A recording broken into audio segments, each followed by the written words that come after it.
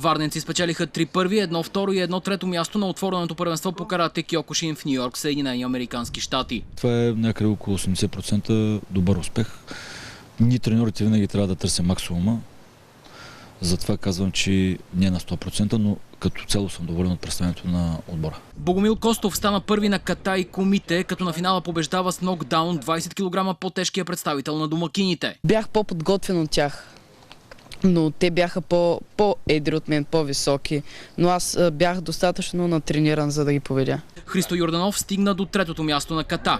Зорница Костова стана първа на комите и малко не й достигна да стане първа и на ката. Мисля, че мина доста добре. Трябваше да наблегна още малко на катата и мисля, че ще да се справя по-добре. На варненци им предстоят участия на 14-тия български семинар по карате Киокушин в края на юли, домакинство на Балканското първенство в средата на март следващата година, а в средата на 2018 организация на 32-то европейско първенство по карате Киокушин.